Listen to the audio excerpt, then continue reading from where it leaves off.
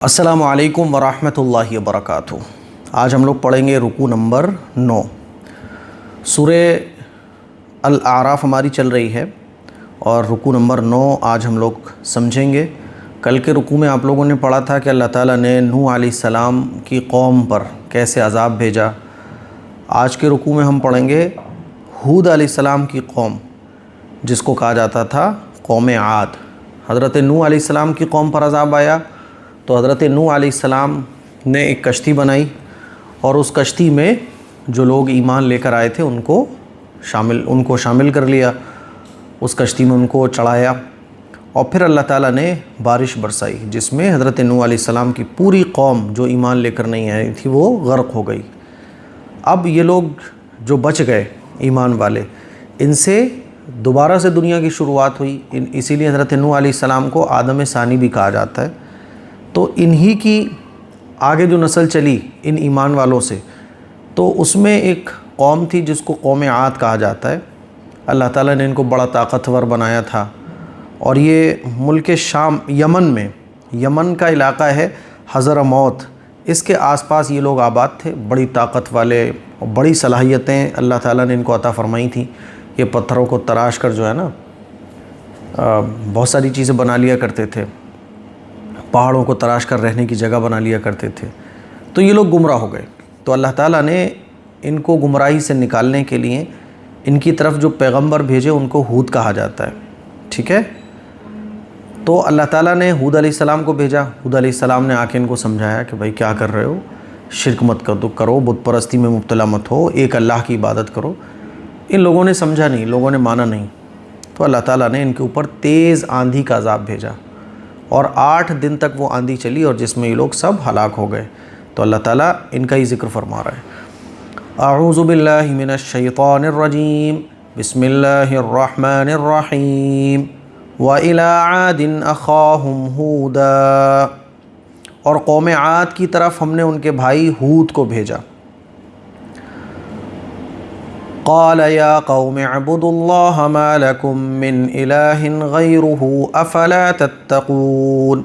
उन्होंने कहा, ए मेरी कौम, अल्लाह की इबादत करो, उसके सिवा तुम्हारा कोई माबूद नहीं है।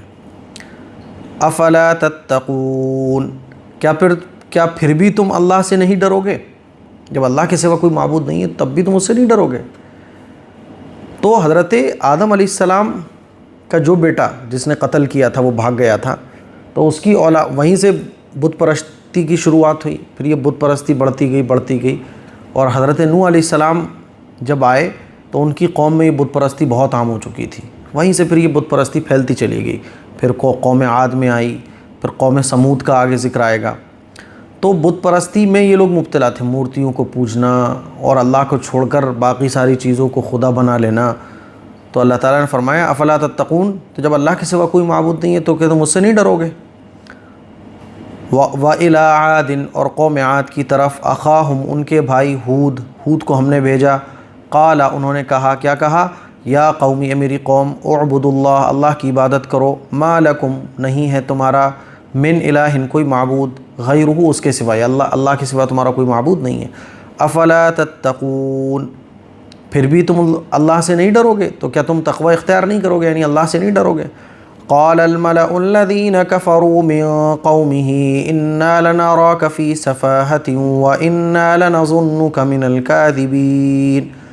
उनकी कौम के सरदार जिन्होंने कुफ्र अपना रखा था कहने लगे, हम तो यकीनी तौर पर देख रहे हैं कि तुम बेवकूफ़ी में मुब्तला हो और बेशक हमारा गुमान ये है कि तुम एक झूठे आदमी हो।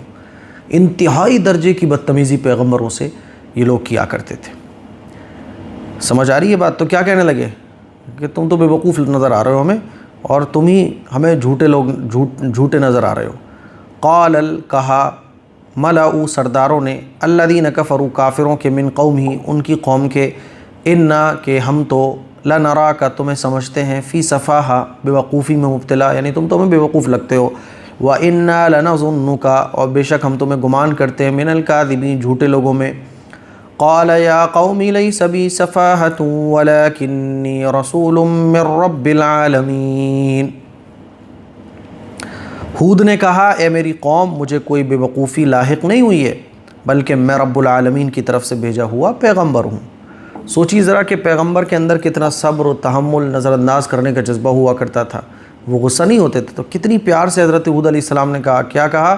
قال، کہا حضرت ہود نے، یا قومی، اے میری قوم، لیس بی، نہیں ہے مجھے، سفاہہ، کوئی بے وقوفی لاحق، یعنی میں بے وقوف نہیں ہوں، ولکنی، لیکن میں، رسول، پیغمبر ہوں، من رب العالمین، تمام جہانوں کے پروردگار کی طرف سے بھیجا ہوا، ابلغکم رسالات ربی وانا لکم ناصح امین، میں اپنے پروردگار کے پیغامات تم تک پہنچاتا ہوں، اور میں تمہارا ایسا خیر خواہ ہوں جس پر تم اطمینان کر سکتے ہو، تم مجھ پر اطمینان کر سکتے ہو، میں آسمان سے جو بھی کچھ میرے پاس آتا ہے وہ تمہیں بتا رہا ہوں، ابلغکم، میں تمہیں پہنچاتا ہوں، رسالات ربی، اپنے رب کے پیغام، وانا لکم، اور میں تمہارے لیے ناصح، خیر خواہ ہوں، امین، اور وہ ہوں جس پہ تم اطمینان کر سکتے ہو۔ اَوَعَجِبْتُمْ أَن جَاءَكُمْ ذِكْرٌ مِّن رَّبِّكُمْ عَلَىٰ رَجُلٍ مِّنكُمْ لِيُنذِرَكُمْ، بھلا کیا تمہیں اس بات پر تعجب ہے کہ تمہارے رب کی نصیحت ایک ایسے آدمی کے ذریعے تم تک پہنچتی ہے جو خود تم ہی میں سے ہے، تاکہ وہ تمہیں خبردار کرے۔ وَاذْكُرُوا إِذْ جَعَلَكُمْ خُلَفَاءَ مِن بَعْدِ قَوْمِ نُوحٍ وَزَادَكُمْ فِي الْخَلْقِ بَسْطَةً، اور وہ وقت یاد کرو جب اس نے نوح علیہ السلام کی قوم کے بعد تمہیں جانشین بنایا، اور جسم کے ڈیل ڈول میں تمہیں دوسروں سے بڑا چڑھا کر رکھا۔ فَاذْكُرُوا آلَاءَ اللَّهِ لَعَلَّكُمْ تُفْلِحُونَ، لہذا اللہ کی نعمتوں پر دھیان دو تاکہ تمہیں کامیابی نصیب ہو۔ ایک اعتراض یہی رہتا تھا ہر پیغمبر کی قوم کا کہ اگر تمہارے پاس اتنی شکتیاں ہیں تو دکھاؤ شکتیاں، اور تمہارے ہی پاس کیوں آ رہا ہے یہ سب، کسی اور کے پاس کیوں نہیں آ رہا ہے؟ اور فرشتوں کو کیوں نہیں بھیجا نبی بنا کر ہمارے پاس؟ تو اعتراض کے طور پہ یہ ہوتا تھا نا کہ بھئی یہ ہمارے ہی بیچ پلے بڑے ہیں، اب ان پر وحی نازل ہونے لگی، تو ایسا کیسے؟ تو حضرت ہود علیہ السلام نے کیا کہا؟ اَوَعَجِبْتُمْ، کیا تمہیں اس بات پر تعجب ہے، ان جاءکم، کہ تمہارے پاس آ گئی ہے، ذکرم، نصیحت، من ربکم، تمہارے رب کی جانب سے، علی رجل، ایک ایسے آدمی پر، منکم، جو تم ہی میں سے ہے، لینذرکم، تاکہ وہ تم کو ڈرائے، تو اس بات پر تمہیں تعجب ہے؟ تو کیا فرمایا؟ وَاذْكُرُوا، تم یاد کر لو اس وقت کو، اذ، اس وقت کو، جعلکم، جب اللہ تعالیٰ نے تمہیں بنایا، خلفاء، جانشین، من بعد قوم نوح، نوح علیہ السلام کی قوم کے بعد، کیونکہ نوح علیہ السلام پر جو ایمان لے کر آئے تھے پوری دنیا ختم ہو گئی تھی، وہی بچے تھے چند لوگ 80-100 کے بیچ میں، پھر انہی سے دوبارہ دنیا آباد ہوئی، انہی کی اولاد میں سے گمراہ ہو گئے کچھ لوگ، اور وہ گمراہیت بڑھتی چلی گئی۔ وَزَادَكُمْ، اور اللہ تعالیٰ نے تم کو زیادہ کیا، فی الخلقی، کس میں؟ ڈیل ڈول میں، بسطہ، جسم، طاقت بڑا چڑھا کر، یعنی طاقت کے اعتبار سے، اور بہت قد و قامت والا تم کو بنایا، یعنی ایسے طاقتور تھے یہ لوگ کہ ان کے جیسے پھر دوبارہ اللہ تعالیٰ نے پیدا ہی نہیں کیے۔ فَاذْكُرُوا، تو تم یاد کرو، آلاء اللہ، اللہ کی نعمتوں کو، لعلکم، تاکہ تم تفلحون، کامیاب ہو جاؤ۔ اچھا جی، اب ان لوگوں نے کیا کہا اس کے جواب میں؟ قالوا وجئتنا لنعبد اللہ وحدہ ونذر ما كان يعبد آباؤنا، انہوں نے کہا کیا تم ہمارے پاس اس لیے آئے ہو کہ ہم تنہا اللہ کی عبادت کریں اور ان تمام بتوں کو چھوڑ دیں، اور جن بتوں کی عبادت ہمارے باپ دادا کرتے آئے ہیں انہیں چھوڑ بیٹھیں؟ اچھا اگر تم سچے ہو تو لے آؤ ہمارے سامنے وہ عذاب جس کی ہمیں دھمکی دے رہے ہو۔ ماننے کے بجائے کیا کہنے لگے؟ اچھا جس عذاب کی تم دھمکی دے رہے ہو وہ عذاب لے آؤ، چھوڑو۔ کیا ہم اپنے باپ داداؤں کے طریقوں کو چھوڑ دیں؟ یہی تو آج بھی بدعات اور خرافات کو چھوڑنے کے لیے جب ہم لوگ کہتے ہیں علماء، تو ہم لوگ کیا بولتے ہیں؟ ارے یار ہمارے تو گھر میں باپ داداؤں سے ہوتا چلا آ رہا ہے، ایسا کیسے چھوڑ دیں؟ تو بھائی باپ دادا کوئی پیغمبر تو نہیں تھے نا، پیغمبر کے طریقے پر بھی نہیں تھے، اور باپ داداؤں کے اوپر کوئی وحی بھی نہیں آتی تھی۔ آج دنیا کے جتنے بھی لوگ ہیں جو خود اللہ کو چھوڑ کر، خدا کو چھوڑ کر دوسری چیزوں کو معبود بنا کر بیٹھے، ان کے پاس کوئی دلیل ہی نہیں ہے اس چیز کی، وہ کہتے ہیں ایسے ہی ہوتا چلا آ رہا ہے بس۔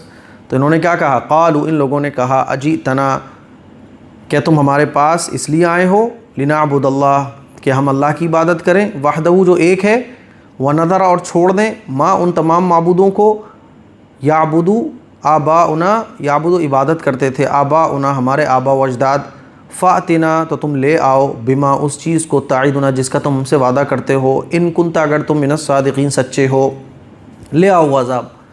تو حضرت ہود علیہ السلام نے کیا کہا؟ ہود علیہ السلام نے کہا قال قد وقع علیکم من ربکم رجس وغضب. ہود علیہ السلام نے کہا اب تمہارے رب کی طرف سے تم پر عذاب اور قہر کا آنا طے ہو چکا ہے. تو اب عذاب کا آنا طے ہو چکا ہے، ٹھیک ہے اب عذاب آ جائے گا. اللہ تعالیٰ نے وہی بھیجی کہ اب عذاب آنے والا ہے.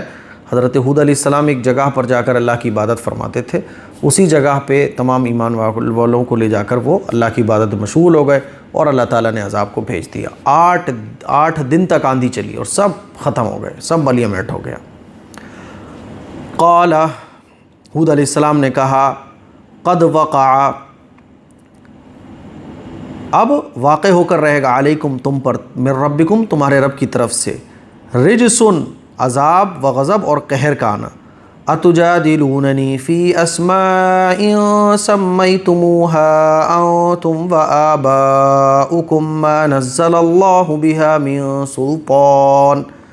اور حضرت ہود علیہ السلام نے یہ بھی کہا کیا تم مجھ سے ان مختلف بتوں کے ان ناموں کے بارے میں جھگڑتے ہو جو تم نے اور تمہارے باپ داداؤں نے رکھ لیے ہیں؟ یعنی تم ان چیزوں کے بارے میں جھگڑ رہے ہو جن کو خود تم نے بنایا ہوا ہے اور ان کے نام بھی تم نے رکھے ہوئے ہیں. تمہارے پاس کوئی دلیل اور کوئی وحی آئی کیا؟ اور کس چیز کے بارے میں جھگڑ رہے ہو